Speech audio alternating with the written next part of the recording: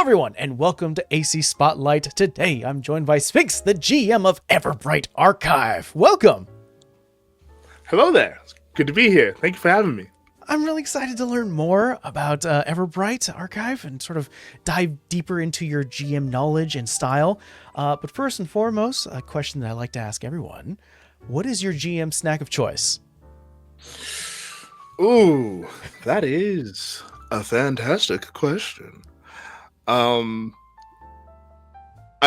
think for me, it's always going to be some kind of spicy treat. I really love spicy chips. There's a ghost pepper potato chip that I like a lot, and usually pair that off with some of my favorite tea. Oh, hell yeah. A little bit of mixture of both, yeah. Oh, yeah. I used to be really into hot sauce for a while. And so I can definitely get the appeal of getting some hot. I used to eat. There was a Jokala sort of hot sauce I used to have that was really good, but Okay. it hits you hard afterwards. So I sort of started I love to slow that. back. That's my favorite kind. Oh, there you go. Well, let's dive into a little bit of this. I know in terms of the content that you're bringing to us for the Everbright Archive, do you mind telling us a little bit more about the stories you're telling on this platform? Absolutely. So kind of give of an intro as to kind of what we are. We are a TTRPG actual play anthology podcast series. What that means is that every cycle, we do cycles instead of seasons. My goal is to bring up to 4 people to my table, and we each take up to between 10 and 20 episodes to tell a full and complete story using a different TTRPG system that is not D&D, Pathfinder, or World of Darkness. And it can be any genre, any storytelling style, and it's just fun. We are about halfway through our very first story, our inaugural story, ironically called The Last Story, using a system called Fabula Ultima. Oh, okay. Like the Ultima series? It's inspired by things like the Ultima series. It's also inspired by anime and other JRPGs. It's a highly customizable system created by Need Games. They are absolutely fantastic. A friend of mine kind of hipped me to it a while ago. It was like, hey, if you like Final Fantasy online, here's what this would be like as a TTRPG, and sent me the PDF, and I'm like, I need more of this, please. And I got to meet the creator at Gen Con a couple years ago and bought everything they offered. I'm like, I'm going to run this. This is going to be great. So you're halfway through this collection of episodes and story. Yeah. And you obviously, if you don't have it, or maybe if you don't feel like sharing it, but do you happen to have maybe a little bit of insider knowledge of what maybe the next system you'll be using? Well, the next system we're going to be using is Die the RPG. Yeah. It is a very kind of hard hitting. If you're into isekai, this is kind of a dark isekai system by its very nature, and that's going to be run by Madness Diamond, who is a fantastic GM and role player. One of the people that I've invited to my table this cycle, along with Briniersa and Bardic Sweet Tea. We had Selkie Cove with us for about 5 episodes, but life happened and they had to take a step back, which, that happens. Yeah. IRL always takes precedence over the game. It is absolutely. Yeah. I'm very much looking forward to Diamond's story. We've been session zeroing for a bit now, and I have a feeling it's going to be real good. Very cool. I'm really excited to learn that. Hopefully, maybe I'm the first to know. I don't know. We'll see. But I usually ask this question to all my GMs who join me here in AC Spotlight, and you kind of answered it for me already. But maybe I can ask you this question: is your preference when it comes to GMing story types? Because there are the types that are like arcs, where there are like a few chunks of sessions that kind of create one arcing story, or that we do see sort of the other storytelling methods where it's just like one long string of sessions that make this sort of this grandiose story. It sounds like to me, maybe, is your general storytelling preference sort of like small like batches of arcs? Yeah, I've run a longer form podcast in the past called Agents of the Circle that went on for 6 years. Whoa! And Jeez. yeah, it was from level 3 all the way to level 20. And good on you. While I loved that cast and that story, it was a long story. And I fell in love with the idea of, through like other channels that I've been a part of and have played with, doing kind of shorter, more bite-sized stories that you can tell in like a year, maybe half a year, and then be done and move on to the next thing. It's also my excuse of like, well, I've told this story that seems to fit really well with this system, but now I want to try out this other system. What can we do with that? And it gets kind of the creative brain working. I think, that's great. We need more of that, of stories that could be ingested without having to commit, essentially what would be considered like a full high school or college experience. And then having the excuse of also trying out other systems, which honestly need more attention. So the fact that is sort of your focus is heavily warranted. That's such a great thing that you're doing. Is giving these other systems a spotlight. I mean, that's exactly kind of the point, because D&D, Pathfinder, and World of Darkness get so much of it. They kind of dominate the space, right? They get so much love, and there's so many other great systems. Exactly. Which is an interesting concept when you think about it, because there's this idea I'm learning now when it comes to content or creators, or actual play. I should say actual play creators. There's a love of the game, which obviously you have a love of tabletop and storytelling and having sort of an arcing story that finishes and feels very satisfying. And then there's this other section of actual play channels that is, you have to put your nose down and really kind of build out a system and like building up an OBS layout, or getting the right thumbnails and titles and copies, and making sure everyone's audio or video is correct. And that comes from sort of this grind of content creation. So obviously I already know you love TTRPGs, but was there ever any interest into content creation, or was this sort of like, it was just an aftermath? So the the first podcast came first. And then I got into kind of content creation initially as a way to advertise for that particular show. It kind of became its own monster after a point, and I'm grateful for, because it introduced me to more of the community and introduced me to more actual TTRPG content out there. But yeah, the content is, for me, kind of a like a sub focus. Like for me, it's more getting the story out there, getting the vibe out there. But something that didn't really mention about the show is I'm also the composer for all of the music that you'll hear in the show. Cut it out, dude. Yeah, so I do all the audio editing. I do all of the music. Man, it's a labor of love. You're dealing. I dislike audio, and I think a lot of creators go, yeah, that's the hardest thing to get down and get right. The fact that you have sort of this experience and almost like history in it puts you way above a lot of the rest. That's incredible. You mentioned community, how did you find your players? I took part in several games with a bunch of other channels, and then of course meeting people through things like conventions and get-togethers and things like that. I met Bardic Sweet Tea I encountered via my time playing with the ADH Adventures streaming channel.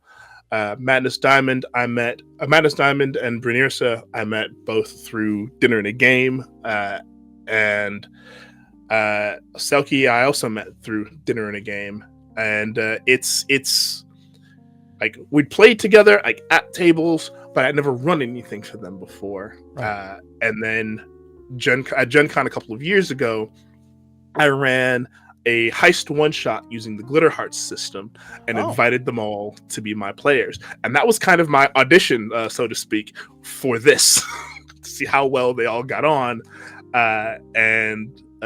Yeah, I regret nothing. That's awesome. Yeah. Oh my God. Not only were you able to already have individual experience, you were able to sort of gather everyone to see if there was like a cohesiveness with everyone at the table. You ran this for your party. Was this when you did sort of started to build out the Everbright archive? I know you mentioned you've done sort of playing as a player prior to it, but were you always a player and then graduated to the GM seat, or was your first experience with tabletop like right into the GMC right away? My first experience with tabletop was as a player. At high school, I'm about to show my age, about 30 years ago, got introduced to Vampire the Masquerade back in the 90s, and that was kind of where I cut my teeth. Vampire, Changeling, eventually Werewolf, and then I got into Dungeons and Dragons afterwards.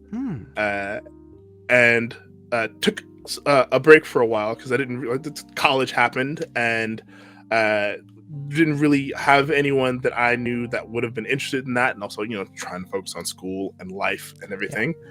And then after my daughter was born, my wife's like, you need something else to focus on that is not house, work, and our daughter. And we found this local game shop that did Dungeons and Dragons on like a Wednesday night or something like that. It was kind of what a wild night to choose. The middle of a school day and middle of a work day. Okay. So started going to that, and that's how I met the players that would become the party in my very first campaign, which then became its own kind of like 5-year deal that I ran, because I was like having fun as a player, but it wasn't like the kind of stories that I really wanted to tell and experience.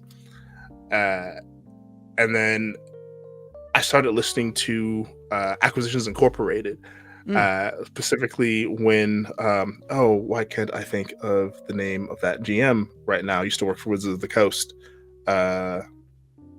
But I loved his style of storytelling. I loved what he did, and it was specifically during the time period that like Will Wheaton was making his appearances and things. And I was like, okay, this is really, really fun. I bet I could do that. Like that doesn't seem too hard. And so, a buddy of mine gifted me the player's handbook and also the guidebook to Eberron. Which was the setting that I'd fallen in love with. It always starts with one spark. Yeah, it really does. And I started that particular campaign on the Eberron modules, and then it just kind of spiderwebbed out into its own kind of beast from there. And then, due to life happening, we had to end that campaign earlier than I wanted to. But then a few years later, I got a good chunk of that group together again because, and this is something I don't recommend ever doing. By the time we finished that first campaign, I was running a game for 10 people. Please don't do that. That is a lot. You already walked away with a life lesson on that one. Yeah. That takes that's strength there as a GM. That is a marathon. That's a triathlon. Ooh. Yeah, because if you know what combat is like. Oh no! Oh, the whole session is 2 rounds. Exactly. Every enemy needs to be a glass cannon to make this work. Or minions or something. Yeah. So I just took a few of those folks, brought them over, and said, "Hey, right, that's I'm probably the thinking best about choice." doing a podcast. Yeah, thinking about doing a podcast. would you like to be a part of that? And they all were like, well, yeah, that sounds great. And then I brought in two people who had never played D&D before ever in life. And so they learned as we went, which was great. It was such a cool experience. I'm not sure if you feel the same way that new players. First, I know there are a lot of stories about GMs going, they feel a little off about the new player having to like slow down the process to teach. I don't know about you, but new players bring the most chaotic energy to my tables at all. Veterans are very nice. They're helping. They know how to work the deals, but they're very calm and collective about it. And they got their gotcha moments. Yeah. New players, they're a new breed. I love getting a question from a new player like, well, if I have this ability, does that mean that I can do this? And I can just go, why would you want to do that? Tell me what that will look like for you. What? Tell me more about this thing that you want to do that we've never seen done before. Please, I'd expound on that. And it helps to get them engaged, and they get really into kind of that. And I'm like, cool. So those old mechanics, we're going to throw those out of the window. We're going to create new mechanics for this thing that you want to do because I like it and I want to see it happen. I'm really happy you went this way in terms of conversation, because that leads me to my next question. Because I know that with all of your history dealing with both as a player and multiple facets of sort of this game, being also GMing, either small or large scale, there is this unique idea when it comes to content creators and actual play GMs that we kind of, there's this level we have to entertain the table. Everyone has to have fun at the table. And then there's that sort of the behind the scenes head of like, okay, everyone watching, the audience also has to be entertained. And definitely sort of this extra layer of stress. And generally most GMs I meet when they do actual plays, you're more of a rule of cool type of GM because it's more about the entertainment. Am I correct to assume that you're kind of in the same category? Absolutely. Particularly, I think more so with this one than I was with Agents of the Circle. Because Agents of the Circle, we started off as a podcast. We eventually became a podcast and a streaming show up until it ended. And so having to keep up all right, everybody, everyone has to be on and be with a podcast, with it being just a podcast. We can edit that stuff out. We can make it sound a lot more fun and cool than it actually was. Listen, it's great. I can drain it and still sound very excited. You won't even know, but never know. You never know. But I'm definitely a rule of cool person. I am like Captain Barbosa. We see the rules more as guidelines. Than actual code. For sure. Oh, I know. So behind the scenes, I usually ask my guests to do an icebreaker. That was a great British pirate. I'm going to give you that one. Thank you. Absolutely.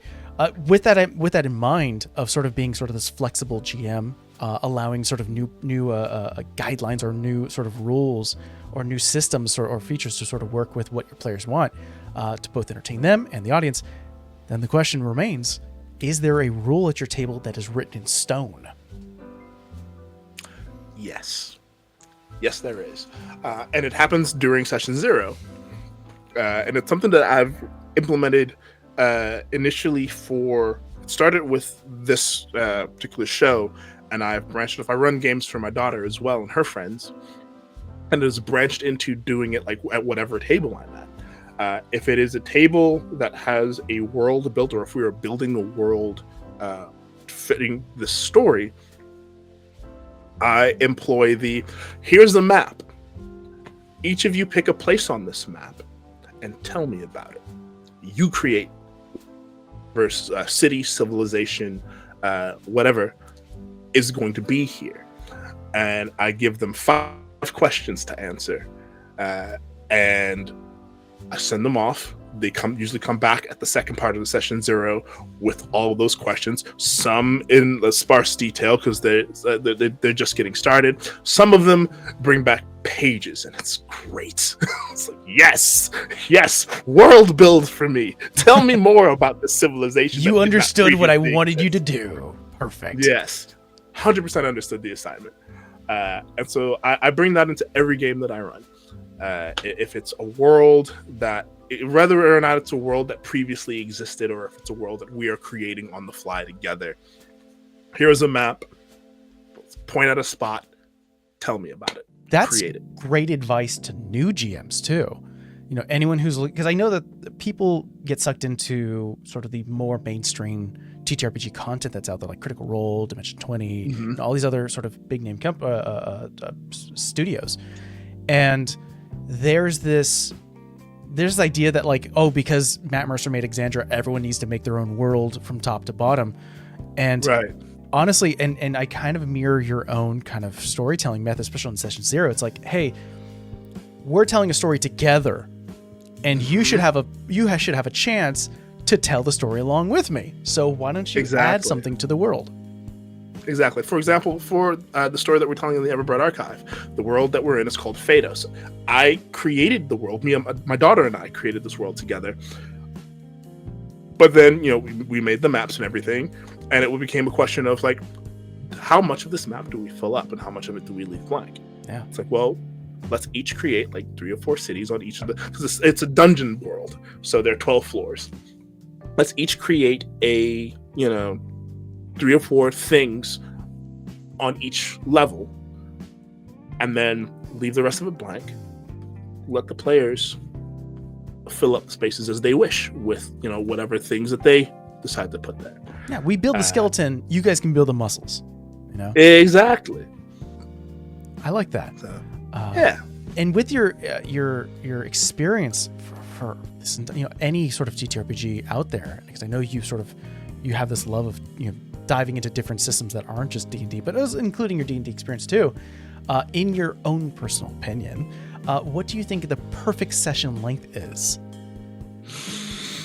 Ooh, I've done the 4-hour session. I've done the 8-hour session. I've done the 12-hour session. Oh, I've done that once, never again.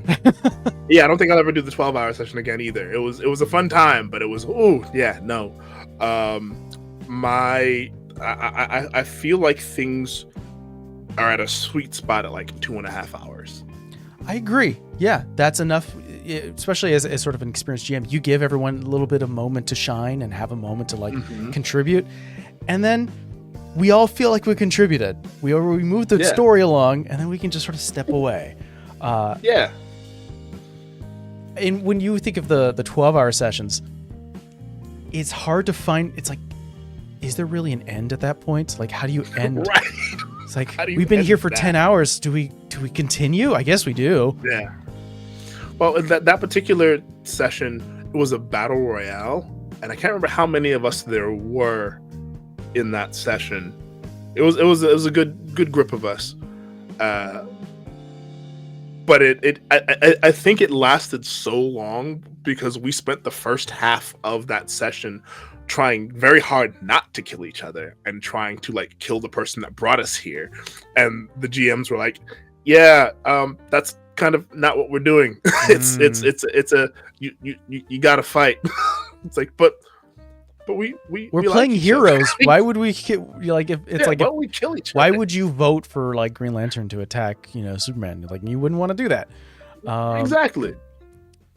But eventually we had to give into it, and so yeah, it became a thing. Could you walk me through the prep work you go through to complete one episode of the Everbright archive? It usually will depend on what was done in the previous episode. Sometimes I can come up with a title for the episode that kind of hits on whatever theme we're going for that episode. Other times I come up with the title as I'm editing.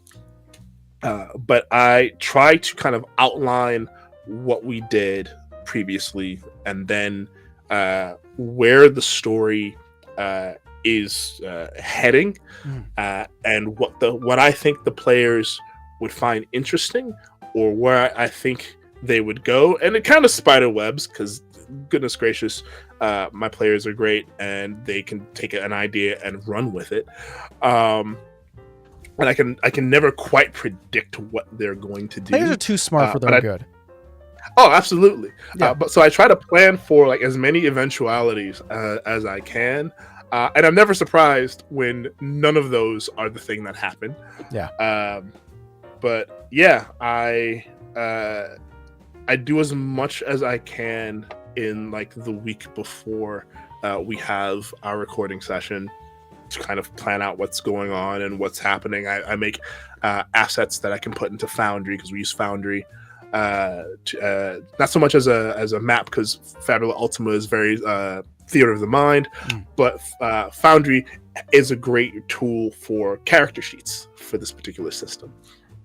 So as many assets as I need, especially if I know there's going to be combat that day, I come up with as many combat NPCs as I can, making enough to where I can kind of gauge depending on where they're at You and can what they're doing. sprinkle them. You have it on the ready. Just they're cocked and loaded whenever you need it.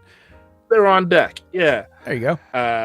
And then day of is usually me making myself a nice pot of tea, having snacks ready for myself, making sure that everything that my computer is, working the way it's supposed to. Because tech likes to have its own mind, and oh boy. Yeah. I've got good network connectivity.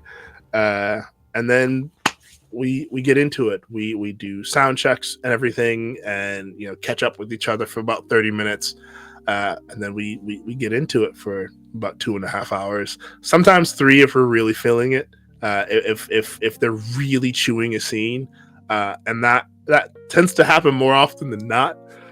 So episodes can range between like 2.5 to 3 hours, maybe a little bit more if they're really into what's going on. And then we end the session. We hang out. We talk about kind of what we did. Yeah, a little bit deeper. We plan. Yeah, and then we plan for. We also have kind of a talkback show. Sometimes we record it the same night. Sometimes we record it a couple days later. Called Tea at the Table, because T is an acronym for the Everbright Archive. And we talk about how we feel about the show we just made and the episode we just did, what they are predicting for the next episode, which also helps me plan. Oh man, they don't even know. They're just feeding you information at this point. They're feeding me information, and a couple of I don't know when you're planning on airing this, but a couple of times my players have guessed correctly at what's coming, and I have not confirmed or denied this as of yet. I've written myself a note every time that they've done so that at the end of the story, when we're kind of debriefing for the whole story, I can pull the note out and go, "Hey, remember that time that you guessed this thing? I time stamped it. You did it." Yeah. Congrats, you understood. You followed the clues. You caught all the subtext, and you were able to sort of guess what I was getting at. I love that. Is there a particular moment in the Everbright Archive that is like sticking with you, that has always stuck with you, that like kind of lives in your mind 24/7?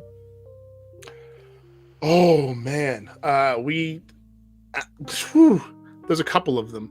The most prominent one we had in a recent episode. I want to say it was episode 9, where we had a character who believed that her father had abandoned her to go to another world, because we're telling an isekai story.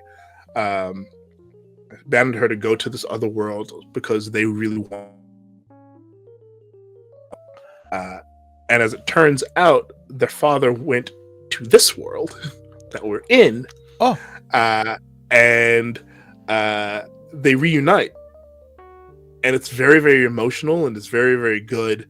And you find out that the dad didn't do this for the sole purpose of being a hero. The dad had found out that kids were being taken from other worlds to participate in this kind of Running Man scenario, which is kind of the basis of this dungeon world. and he went there to stop it because he didn't want his daughter to get taken as well.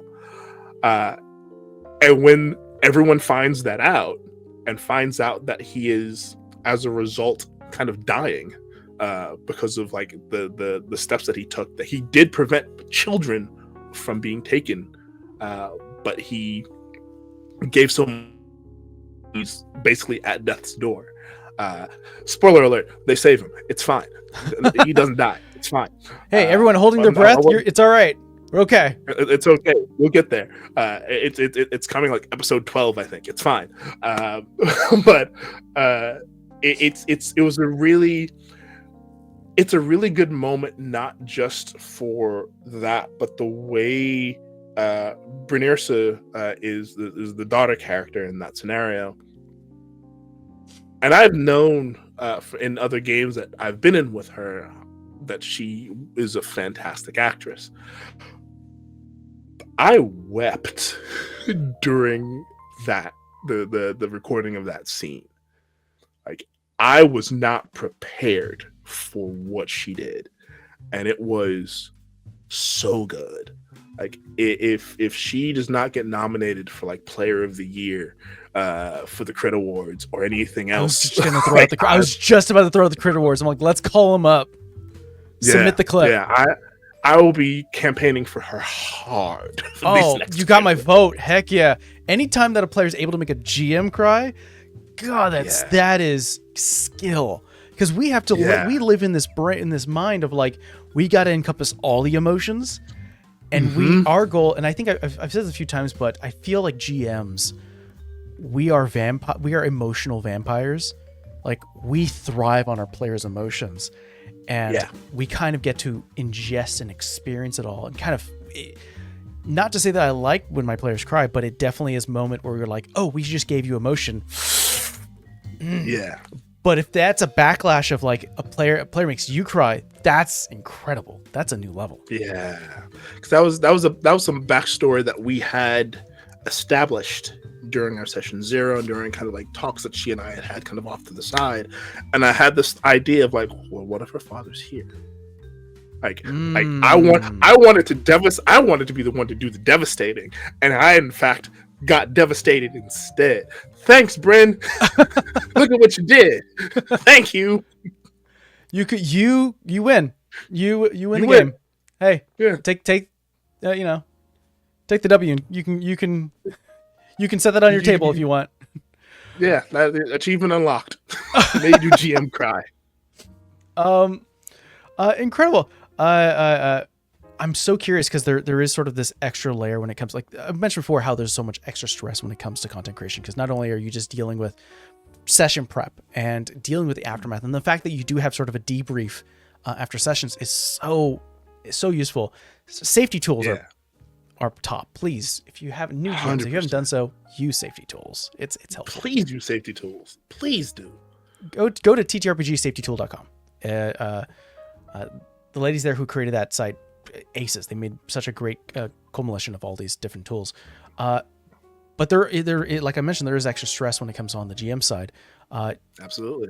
In your opinion, what is the hardest thing about running and managing an actual play?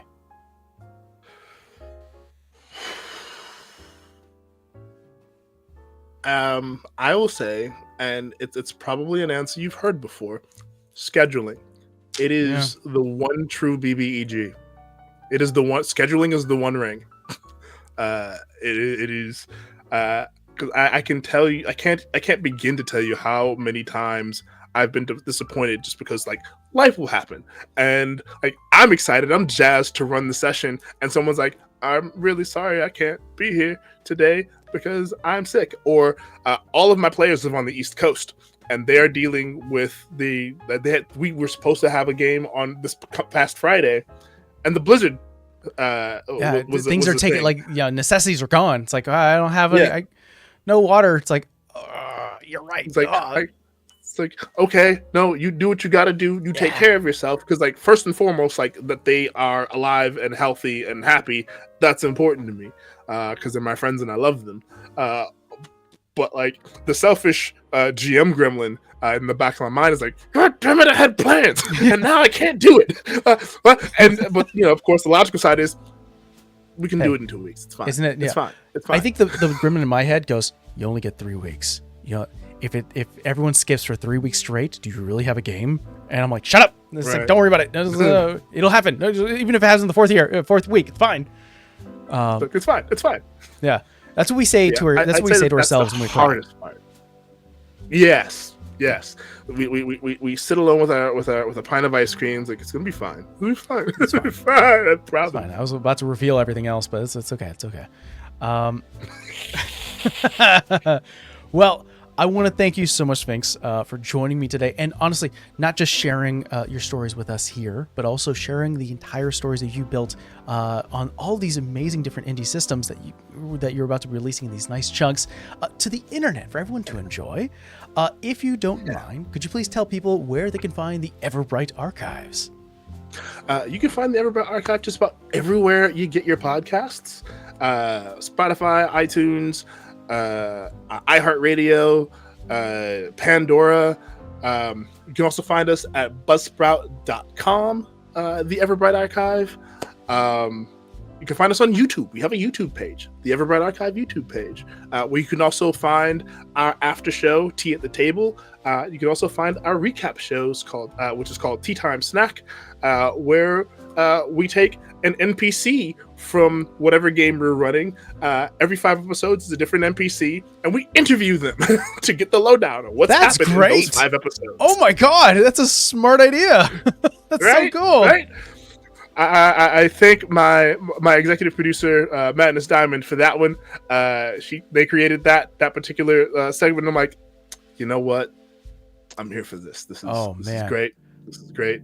And we'll be coming out with more segments to add onto it soon, as well as more news and more kind of like one shots that we have planned and charity games and things like that. So stay tuned. And we can be found at, you can find me at Sphinx Akasha, kind of everywhere on the internet, but also at the Everbright and at the Everbright Archive, all over the internet where we post about our show. Incredible. Well, feel free to, I encourage you to go ahead and follow and cry along with them. And we will see you guys next time. Bye.